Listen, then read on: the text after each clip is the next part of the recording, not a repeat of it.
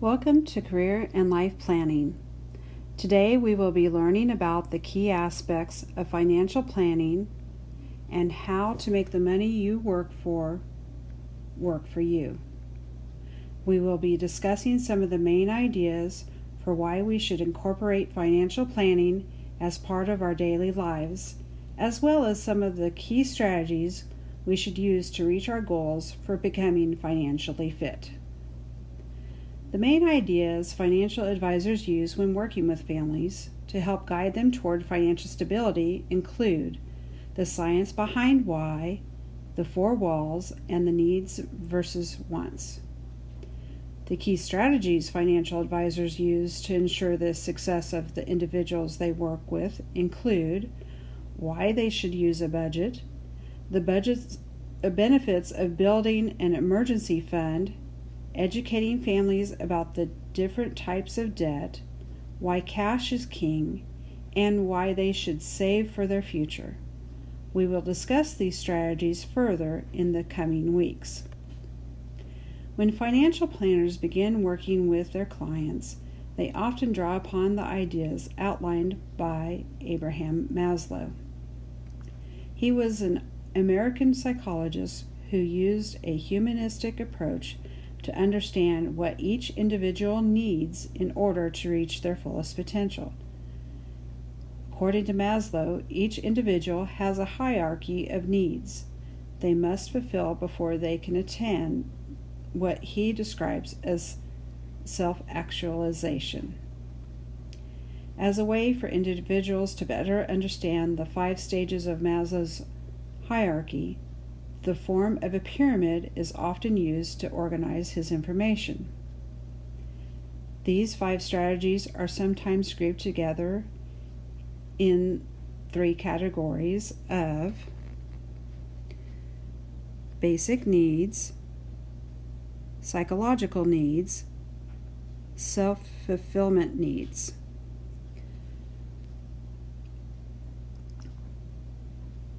But this helps people to better understand what part of a person's well-being is being examined or discussed.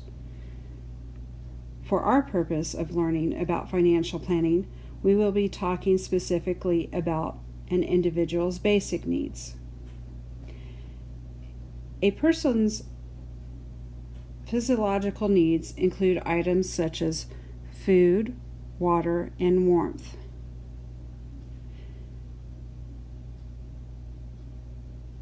If a person is not able to eat on a regular basis or have a warm house to sleep in, they may not have the ability to carry out the task required to be successful at getting and holding down a job.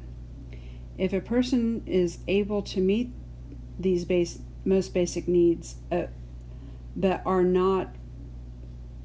faced with other roadblocks such as not having a reliable form of transportation, or not being able to sleep at night because they do not feel safe where they live, they may still have a difficult time maintaining employment. However, when a person's most basic needs are being met consistently, they often have the sense of security and safety that is important to ensuring they will be able to find the path toward their own fulfillment, such as being able to find and keep a job.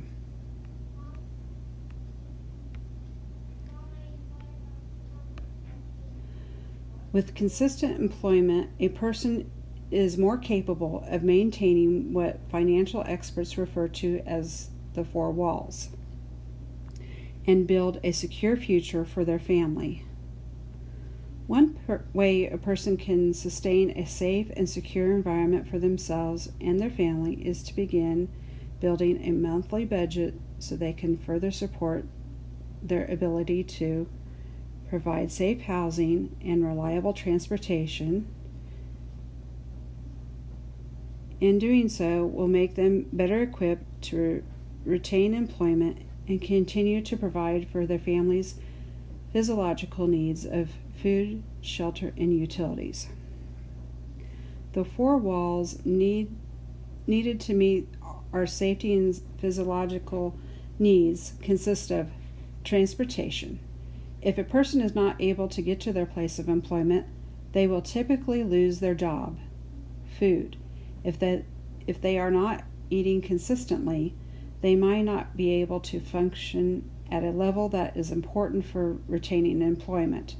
Shelter and clothing. If a person is homeless, or even if they are not able to obtain appropriate clothing to wear to work, they often are not prepared to find a job. Also, utilities are important to ensure the individual's employment success. If they cannot keep their water and electricity on, they might not be able to keep themselves or their clothing clean, which are both important parts of maintaining good standing with their employer. Before a person begins to create a budget, they need to have a clear definition of how to build and maintain these four walls for themselves and their family. To help define what is important to ensure their success, individuals should learn the difference between their needs and their wants. Needs are explained as an item a person physically needs to ensure they are successful at providing the four walls for themselves and their family. A want is an item a person may desire because they believe that item will improve their quality of life, but in reality has little or no impact on their quality of life. Why should we use a budget?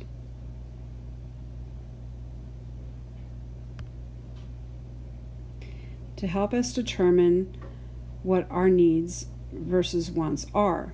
A need includes things such as food, shelter and clothing, transportation, utilities. A want includes items such as TV, cable, internet, fancy food, clothing, or a car, or other material goods. Why use a budget? To help put your plan into action. When we look at this simple example of a family budget, we can see that the items above the line are the needs and below the line are the wants. When making a budget, you should always ensure what you pay, or that you pay for your four walls before you pay for your wants. Budgeting 101, where the real work begins. There are many different ways to create a budget. Find one that works for you and stick to it. We will explore how to budget in more detail over the coming weeks.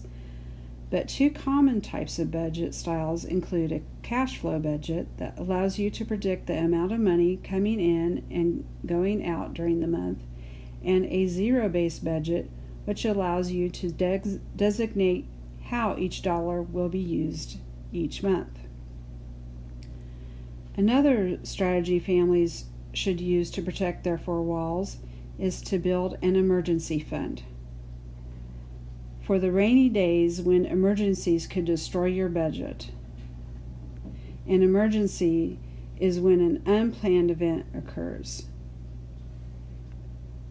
Emergency versus non-emergency. Emergencies include events like engine repairs, needing to replace an appliance, or an injury. Non-emergencies include things we fail to plan for but happen on a regular basis, such as oil changes, car insurance payments, and gifts for holidays and birthdays.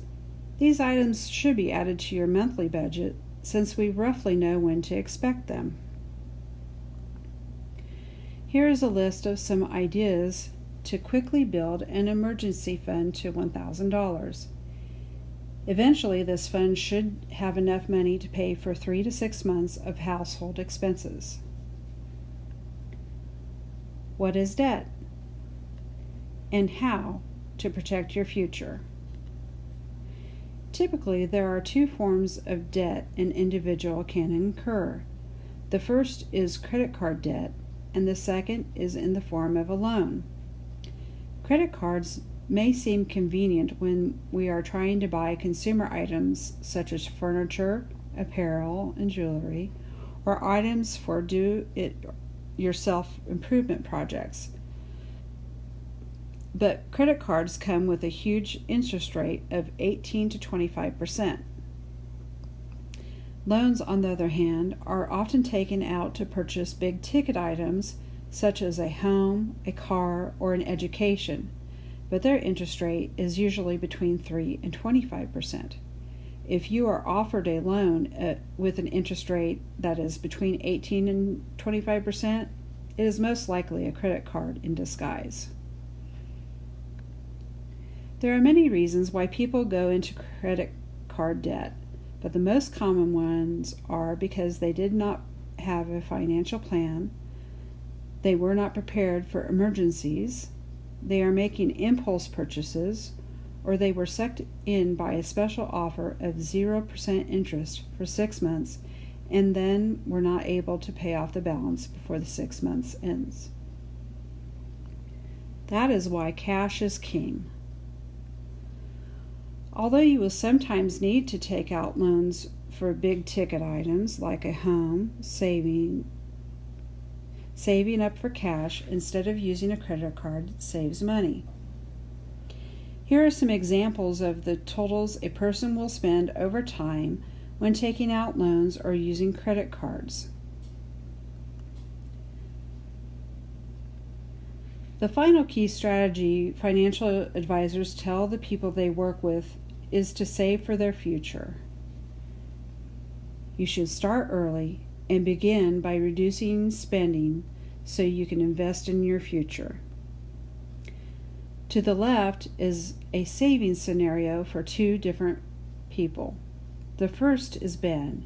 At age of 19, he began investing $2,000 in a mutual fund that pays around 12% interest until he reached the age of 27, and then he did not invest another penny.